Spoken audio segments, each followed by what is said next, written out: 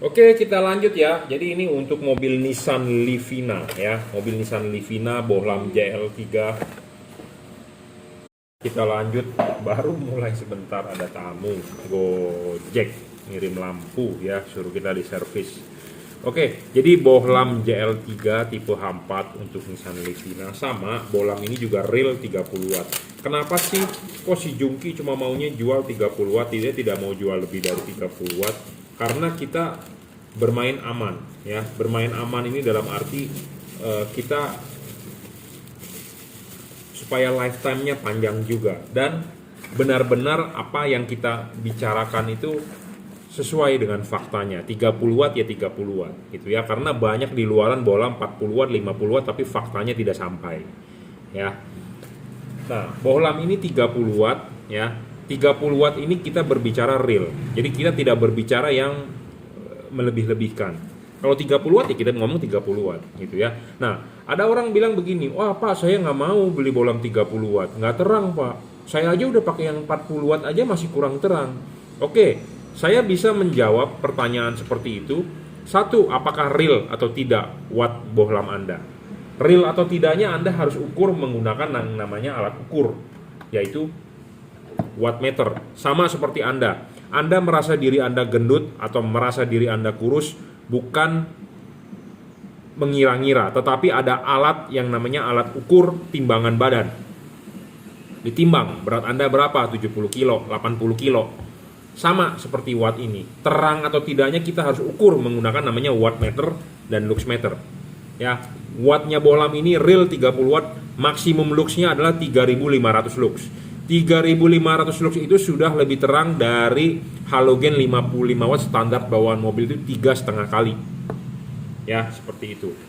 Wah, 30 watt kurang terang. Mau 40 watt. Ya, memang kalau benar bohlam itu 40 watt lebih terang.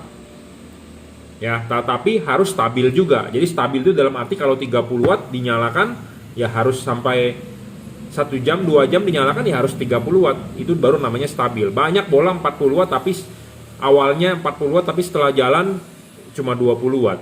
Ya, seperti itu. Nah, bukan hanya faktor terangnya saja watt dan luxnya gede, tetapi harus fokus. Bohlam 60 watt, oke, terang. Tetapi kalau tidak fokus juga tidak akan, hasilnya tidak akan bagus. Karena kita butuh terang itu, terang harus napak di jalan, bukan terang ke atas pohon. Ya, paham? Jadi kita harus beli bohlam yang terang tapi napak ke jalan. Harus fokus ke jalan, bukan terang tapi terangnya ke atas pohon ya atau ke atas jalan ya, seperti itu. Jadi makanya ada faktor penting bohlam, syarat bohlam bagus itu adalah satu, watt dan luxnya harus gede sesuai dengan fakta. Bohlam ini sesuai dengan fakta 30 watt 3500 lux. Ya, bohlam ini 3 warna, all weather, segala cuaca. Jadi bisa warnanya putih, bisa warnanya putih kuning, bisa warnanya kuning ya. Bohlam ini paling terang di kelas 3 warna. Putih kapan Anda pakai? Pada saat jalanan kering. Putih kuning kapan Anda pakai? Jika Anda butuh penerangan ekstra. Kapan Anda nyalakan warna kuningnya? Jika ketemu jalanan hujan, kabut atau jalanan basah. Ya, seperti itu.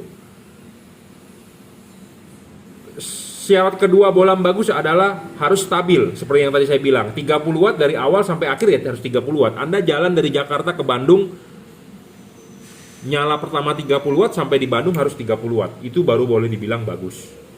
Ya. Nah, syarat ketiga adalah adjustable.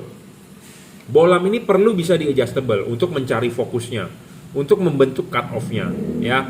Kalau Anda beli bohlam yang tidak bisa di-adjustable, intinya Anda rugi. Ya, karena kenapa? Karena lebih menguntungkan lah. Saya nggak perlu jelasin panjang lebar karena saya sudah banyak review. Intinya belilah bohlam yang adjustable. Kalau Anda beli bohlam yang fix fokus, Anda rugi. Gitu ya. Karena kenapa? Untuk mencari fokus. Bohlam terang, tapi kalau tidak bisa di-adjust atau tidak bisa mencari fokusnya, outputnya nggak bagus. Outputnya berantakan. Nah, seperti itu juga nggak bakal terang hasilnya. Jadi Anda belilah bohlam yang bisa di-adjust. Ya. Karena kenapa? Kita mengkonversi dari reflektor halogen ke LED. Reflektornya punya halogen, tentu kita harus mencari LED yang bisa menyesuaikan ke halogen supaya outputnya bagus. ya, seperti itu. Banyak sekali merek-merek LED di luaran, ya. Anda bisa beli, Anda scroll di Shopee, Anda scroll di Tokopedia, dari atas sampai bawah semua jualan LED. Anda tidak tahu mana yang bagus, mana yang tidak bagus, mana yang sedang, mana yang merugikan Anda. Semua juga pasti bilang bagus. Saya juga sebagai pedagang juga pasti bilang bagus. Tetapi saya ada sisi hobi. Banyak orang bilang saya, kenapa nggak bro lu buka ruko? Kenapa nggak lu pakai karyawan banyak bro? Mobil pasti banyak datang bro, orang suka sama lu. Kalau saya buka ruko, orientasinya kita berbisnis. Berbisnis itu hanya mencari keuntungan. Tidak ada mau berbisnis yang namanya rugi. Saya kalau ada hobi, barang bagus saya jual. Barang tidak bagus saya tidak mau jual. Kalau Anda sudah berdagang, barang jelek pun pasti Anda bilang bagus. Itu makanya saya tidak mau, karena saya masih ada sisi hobi. Ya, ini ada importirnya, ada distributornya. Barang ini bagus kita mau jual, barang ini jelek saya tidak mau jual. Intinya seperti itu. Kenapa saya tidak mau jual? Karena saya tidak mau merugikan calon customer saya. Karena saya membawa nama si Jungki Wenas Juragan Lampu. Intinya seperti itu, ya. Bohlam ini 3 warna, saya ulang, bisa putih kuning, bisa kuning, itu di lampu dekatnya, ya. Bisa putih kuning, kuning. Lampu jauhnya tetap warna putih. Bagaimana cara mengubah warnanya? Adalah dengan mematikan menyalakan saklar lampu, seperti itu, ya. Bohlam ini 30 watt, adjustable terpenuhi, stabil terpenuhi, bayangan gelap.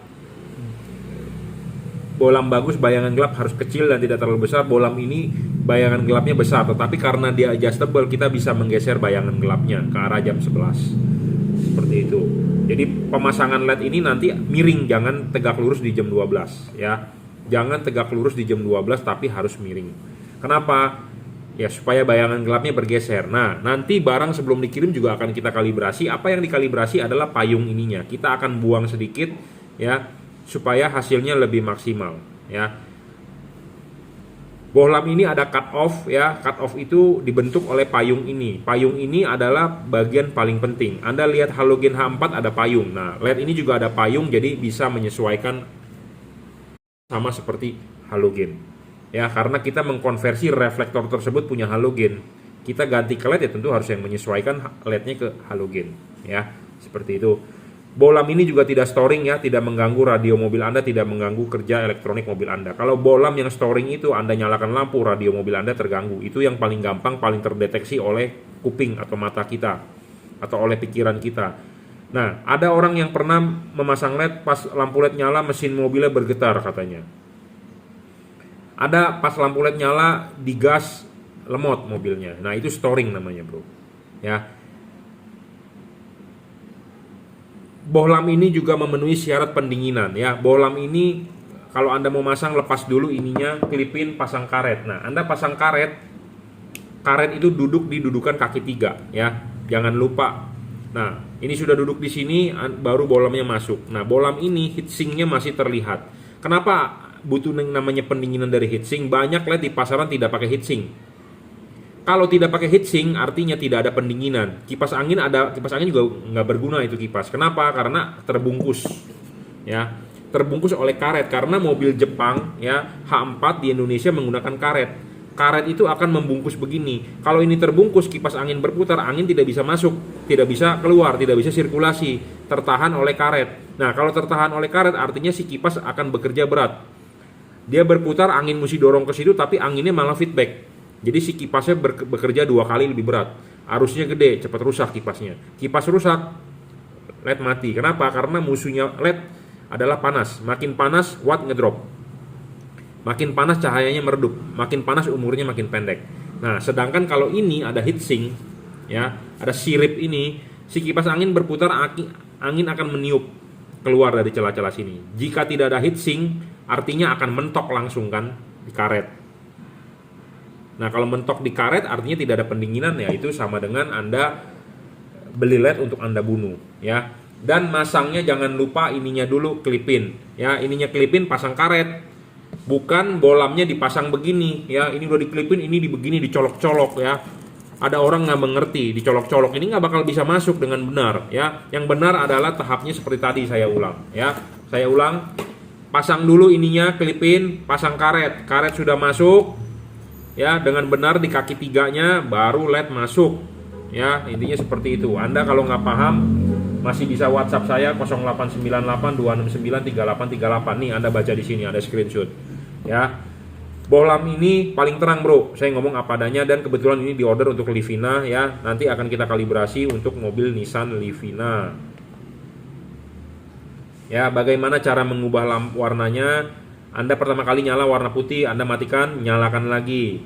Matikan, nyalakan lagi, dia akan berubah modenya. Kalau lampu jauh tetap warna putih ya. Ini bohlam paling terang bro, kelas 3 warna, 30 watt real. Ya, saya belum menjual bohlam yang di atas ini, 40 watt, 50 watt, kecuali Anda beli bohlam modif. Jadi kita mempunyai dua macam. Satu bohlam yang jalannya lempeng. Jalan lempeng itu maksudnya dalam arti asli buatan pabrik yang bawaannya kita hanya mengkalibrasi, kita hanya mengquality control ulang. Atau bohlam yang jalannya berbeda, itu modifan. Nah, bohlam modifan tentu ada request, Anda mau request seperti apa. Nah, itu baru kita bisa. Nah, misalnya Anda mau upgrade wattnya, Anda mau upgrade ininya, upgrade kipasnya, ya seperti itu. Oke ya, ini diorder untuk Nissan Livina, tipenya adalah JL3. J artinya juragan, L artinya lampu. 3 artinya 3 warna ya. 3000 Kelvin, 4300, 6000 Kelvin. Bohlam paling terang 30 watt dan dia sudah berpendingin double Cooper. Ya, ada 2 buah batang tembaga di tengah. Ya. Philip Osram single Cooper, ini double Cooper. Jadi spek lebih tinggi ya, sudah pasti. Pemasangan juga tinggal colok soket ya. Ini sudah dirajut oleh nilon tahan tarik, driver di dalam. Jadi pemasangan sangat-sangat PNP, karet jangan sampai dirobek. Pakailah karet original, bawaan pabrik. Anda tidak usah pusing-pusing beli karet tambahan, tidak perlu. Ya. Jadi sangat PNP. Oke, cukup ya reviewnya. Terima kasih.